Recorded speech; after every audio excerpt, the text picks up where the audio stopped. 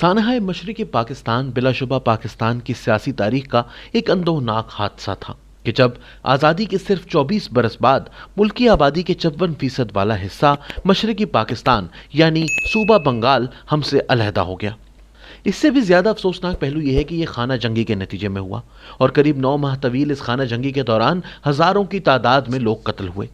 इस फौजी ऑपरेशन के दौरान हुई हलाकतों के बाइस बंगाल में पाकिस्तान के खिलाफ ऐसी नफरतें जन्मी जो आज तक मुकम्मल तौर पर मुंदमिल नहीं हो सकी। इस सानहे के 4 कलीदी किरदारों में पाकिस्तान के फौजी सदर general Yahya Khan, Pakistan Peoples Party के सरबराह जुल्फिकार अली भुट्टो, अवामी लीग के सरबराह शेख मुजीबुर रहमान और भारतीय वजीर आजम इंदिरा गांधी इंतहाई अहमियत के हामिल हैं। यही 4 अफराद थे जिनके फैसले करोड़ों जिंदगियों पर असरअंदाज हो रहे थे। शेख मुजीबुर रहमान उस वक्त अवामी मकबूलियत की मेराज पर थे और ये सरशारी इनके लहजे में झलकती है जब वो कहते हैं कि 7 करोड़ अफराद जब किसी मकसद को हासिल करने का फैसला कर लें तो इन्हें दुनिया की कोई ताकत नहीं रोक सकती। This is most unfortunate. We cannot tolerate anymore all this system. And you know the people are behind me. Everything is collapsed. There is no administration. The people are obeying my order, not their order. Legally, I am the authority because people have voted to me. Now they are using their force. It is up to them now to decide what to do. But I can tell you one thing.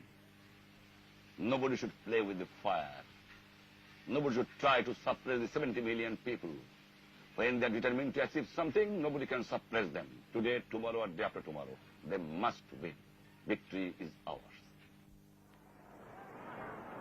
Sheikh Mujibur Rahman is the man at the center of the crisis now threatening to split Pakistan apart. In West Pakistan, he is disliked, mistrusted, even hated. But here among the Bengalis of East Pakistan, he is idolized. Sheikh Mujibur, known to his devoted followers as Mujib, is now the undisputed political leader of East Pakistan. Why do you enjoy such tremendous support, do you think? You know that I love my people, and my people loves me. I am ready to sacrifice everything for them, and naturally they will also sacrifice everything what I say. And I am fighting for a principle, for a cause, and for the emancipation and freedom of my people. And definitely, the people who have been oppressed for long 23 years, naturally the people now stand by me, and I must stand by them. I am not anxious for anything. I am anxious for the emancipation of my people, politically, economically, and all matters. Now, you're using this word emancipation, liberation, a freedom from a long exploitation by the other wing of Pakistan. Some of your supporters prefer the word independence. Now, you didn't use that yesterday. It automatically comes. I have also used it something like this.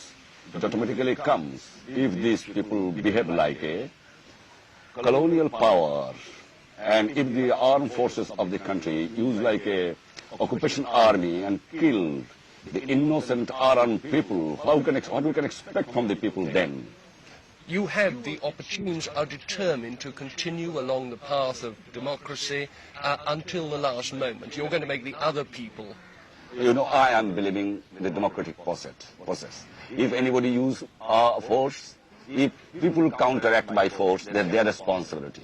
That's why I am concerned, as a democratic man, I follow the democratic movement. And I have started for Satyagraha and non-cooperation movement against them.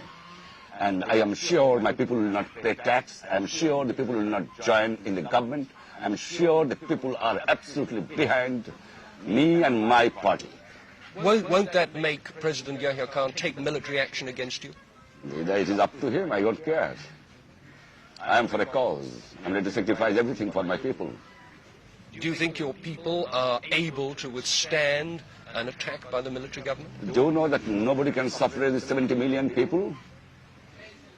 When the 70 million people determined to achieve something, nobody can suppress it. It might be they can suppress for a few years, a few days, but few months. But in the long run, the peoples must win. Nowhere in the world the struggle has failed. Nowhere. It might be some more bloodshed, but nothing can happen. इसके बाद शेख मुजीब के याहिया खान से मुज़ाकरात भी हुए। Kindly don't ask me any other questions. I have already answered. But discussion is going on about the political situation of this country, and discussion will continue because it is not a very matter of 1 or 2 minutes. It requires sufficient time to discuss. And tomorrow 10 o'clock again I am meeting the President and discussing. Thank you very much now. Will some of your people be If the Sheikh was thinking of a compromise, he certainly didn't tell his supporters, whose ringing nationalistic slogans followed his car through the streets of Dhaka.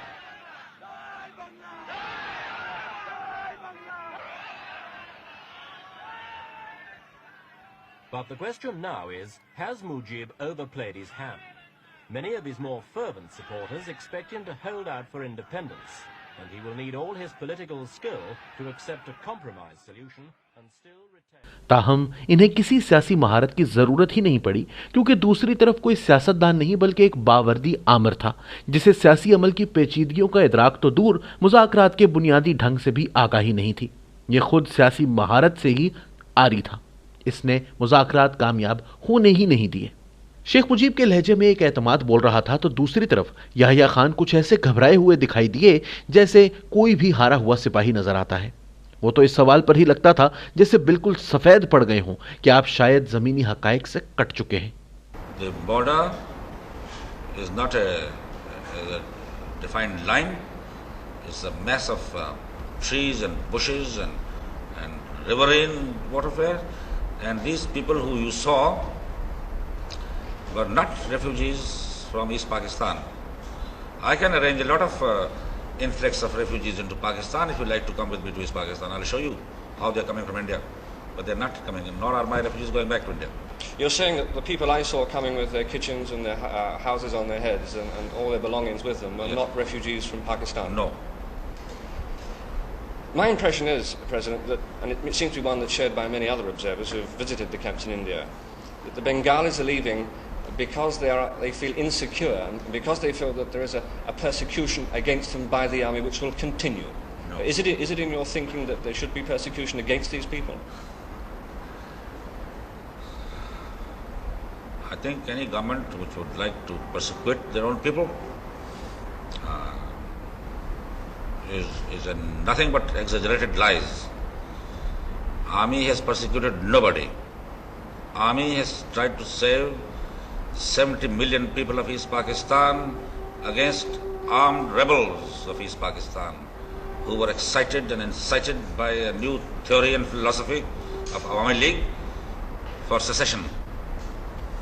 The vast majority of Pakistan, in East Pakistan, have heaved a sigh of relief that this trend and this movement and this agitation has stopped because of army action. So you're saying, to your knowledge, there has never been, and there is not now, a selective policy of genocide of any kind in East Pakistan? Most certainly not. The most common criticism against you abroad is that you are out of touch, that you don't know what's going on in East Pakistan. What is your comment on that? Well, if a head of a state is out of touch with any part of his country, I don't think he has any damn right to remain a head of state.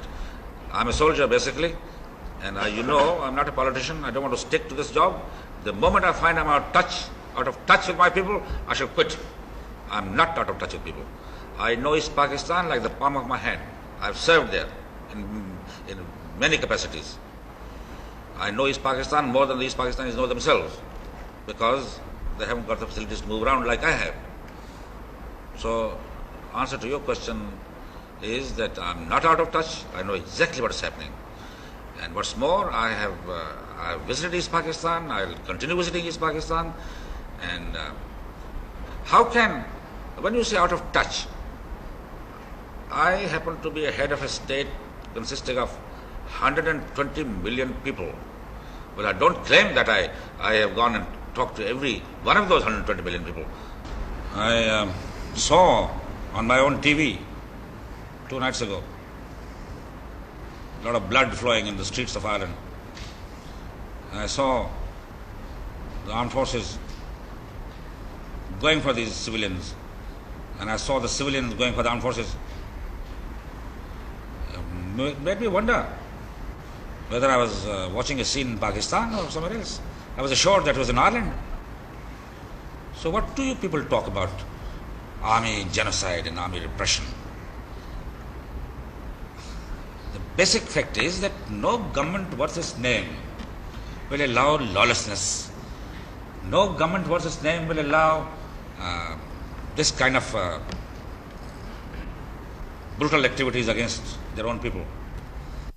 भारतीय वजीर आजम इंदिरा गांधी एक press conference में यूं महसूस होता है जैसे अपने आप को यकीन दिलाने की कोशिश कर रही हों कि इनका एक दूसरे मुल्क में मुदाखलत का फैसला इखलाकी था। इनके चेहरे से वाज़ेह है कि ये अपनी मुसरत को छुपा नहीं पा रही क्योंकि दुश्मन को शिकस्त दे चुकी हैं, लेकिन ये छुपाना इनकी ज़रूरत भी था क्योंकि ये अच्छी तरह जानती थीं कि यहाँ जारह दुश्मन नहीं, इनका अपना मुल्क था। भारतीय जारहियत के बाद इन्होंने इसे महाजरीन से जोड़कर किस तरह खुद को तसल्ली दी कि इन्होंने ठीक किया, सुनिए। The realities were obvious, not merely to us, but to most of the world. The realities are that a situation was created in Bangladesh whereby the Pakistani army sought to annihilate an entire population, an entire people, 75 million of them. This was regarded by the world community as an internal affair, although even according to the United Nations, it isn't really. You can't annihilate a whole people and be allowed to do it, even if it's in your own country. But the world community chose to see it as an internal problem. Well, very soon this problem overflowed into our country in the shape of over 10 million refugees who were wounded, starving, ill. They spread a certain amount of disease in the beginning. We had tremendous financial problems to feed them and give them shelter, and then they created administrative problems, social, political problems, and most dangerous of all, a danger to our security. Now this was the situation then. We were told by all the countries that they were doing everything possible to help towards a peaceful solution. We have not been able to see to this date what exactly was done to this end. Nobody has really been able to point this out to us. And if it was a question of talking to the Pak government, well, 9 months is a pretty long time, and if they're not going to listen in 9 months, what guarantee was there that they were going to listen in the next month or two? Now the present reality is that a new country, a new state has come into being. Its name is Bangladesh. It has a government, and it is working hard and fast to bring the country, to bring about normal conditions, and it has, by and large, it has already succeeded. और बाकी मानदा पाकिस्तान के leader Zulfikar Ali Bhutto, जो हर तरह से याहिया हुकूमत का साथ देते आए थे और किसी सूरत शेख मुजीब के खिलाफ इलेक्शन की शिकस्त को तस्लीम करने को तैयार नहीं थे, अब चाहते थे कि तस्फिया हो जाए। हालांकि जब तस्फिये का वक्त था, यानी इस इंटरव्यू से करीब 1 बरस कबल, तो इनकी गर्दन में भी वैसा ही सरिया था जैसा याहिया खान की गर्दन में था। अब कह रहे थे कि वो किसी भी समझौते के लिए तैयार है। Well, why doesn't she vacate East Pakistan now if she has, in inverted commas, liberated East Pakistan?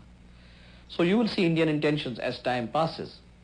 But as far as East and West Pakistan are concerned, with Indian aggression withdrawn, because we cannot really come to a lasting settlement with a foreign country sitting in a part of our country.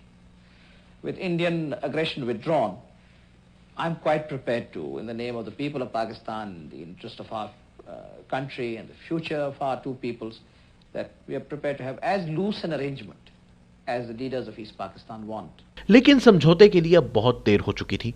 Bhutto साहब की बाद अज़ां भले ख्वाहिश रही हो कि अब किसी तरह वक्त का पहिया वापस घूम जाए, वो इस हिस्से के वजीर आजम और शेख मुजीब उस हिस्से के वजीर आजम बन जाएं, लेकिन अगर यही करना था तो बंगाल को वापस पाकिस्तान से मिलने की जरूरत क्या थी? ये वो मौका था जो लड़ाई के बाद याद आया था। ये थे वो किरदार जिनके फैसलों ने करोड़ों जिंदगियों का फैसला किया। आज इस पर गम ही मनाया जा सकता है, लेकिन असल सवाल वहीं खड़ा है, क्या हमने सानहाए बंगाल से कोई सबक सीखा?